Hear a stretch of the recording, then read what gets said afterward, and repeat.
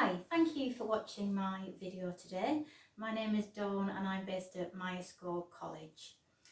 Today I'm going to be making an arrangement based on a floral designer who I find inspirational, and I've chosen someone called Fiona Pickles.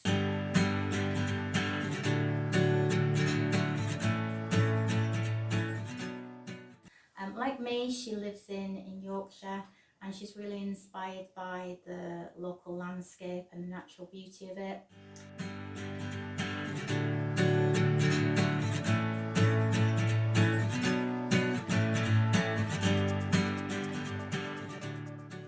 The materials she uses tend to be from her garden or inspired by seasonal British flowers rather than ones that are imported. Her designs are often very sustainable as well. She uses materials like urns, which can possibly be found at charity shops and things like that.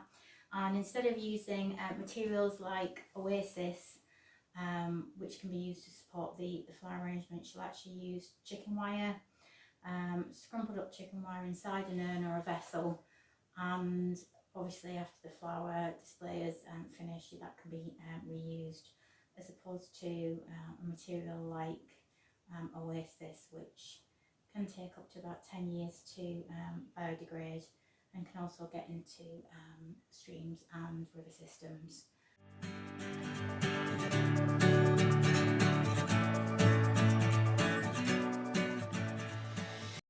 I'm now going to talk you through some of the materials that I will be working with for my display. First of all, we've got some absolutely amazing fluffy soft pampas grass. This is native to South America. It's super fast growing and it's actually banned in some countries like New Zealand because it just grows so quickly it actually takes over some of the native species. We've got some absolutely gorgeous honesty, or lunaria as it's sometimes called. This is a really pretty flower, and you also get it kind of twice a year because it flowers in July, August, a really delicate purple flower head, and then at this time of year you get these amazing seed heads, which I don't know if you've seen before. You simply peel off. It is really delicate, it's almost like tissue paper. I don't know if you saw there, the seed head has come off with the seed, which you can keep and plant in the spring. It is biennial, so you won't actually get it until the next summer, but as you can see, it leaves almost like an iridescent like petal seed head, which looks really beautiful in arrangements. We've got some astrantia. This is a really pretty flower which flowers in June and July and dries really nicely. We have got some astilbe. This is a really fluffy plant, and it's native to Asia and some places in America.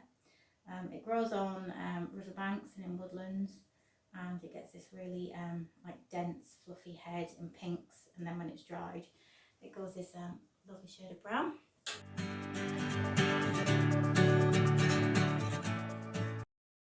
So I'll be using a mix of dry flowers and fresh flowers, and I'm just going to talk through some of the flowers and plant materials that I'm going to be using today. I've got some absolutely beautiful eucalyptus, native from Australia.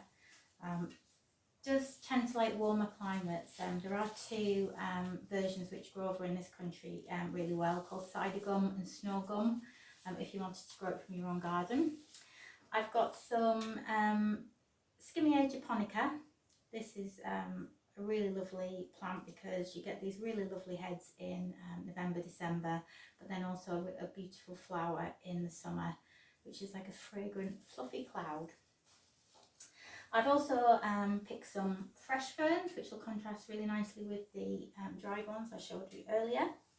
We've got some holly, which nowadays is used to symbolise peace and goodwill. In kind of Celtic times, because you often saw holly trees which hadn't been struck by lightning, they were considered to be like a gift of the gods, and people people used to plant them close to their own homes so it wouldn't get struck by lightning.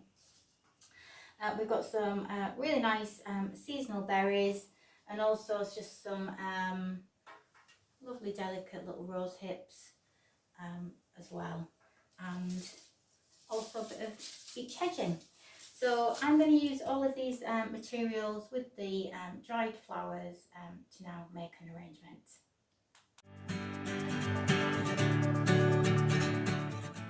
One of the things I really like about Fiona Pickles is her designs are relatively cost effective. I'd seen on some of her articles that she'd actually written that she's made some of the urns herself. She'd made them out of a candlestick holder and a box which was used to hold laundry, detergent, sachets.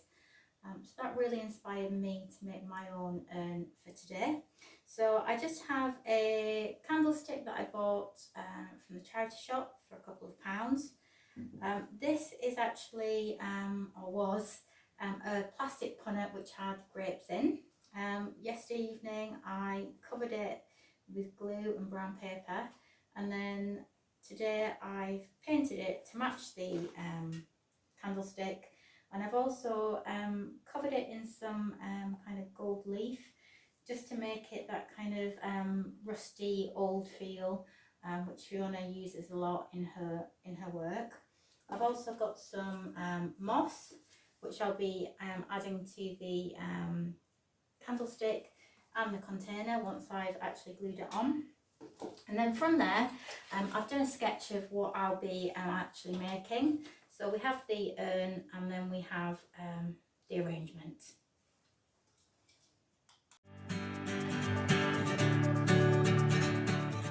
So I've finished now gluing the candle to the grape container. I've added some moss to make it look like it's been out in the garden for a little while. Because this is actually just a grape container covered in paper mache, I'm actually just going to put another plastic container inside, and then just with some chicken wire I'm going to scrumple that up inside, add a little bit of water, and then I'm going to start making my arrangement.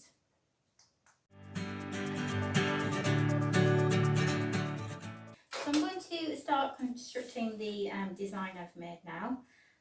We have an arrangement based on the dried hydrangeas, also some dry roses. To give it some height, I've just used some branches and the pampas grass. Mainly her designs tend to be asymmetrical, so I've got a tall piece of pampas up to the kind of horizontal line of the design, then one off to the side.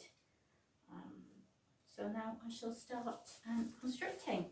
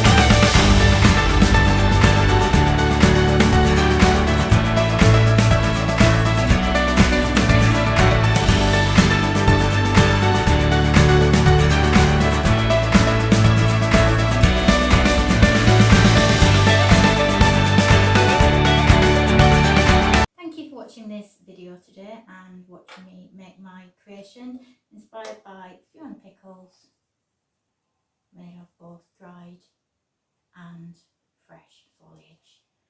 My Instagram and Facebook are at the end of this video if you'd like to follow me for more. Thanks for watching.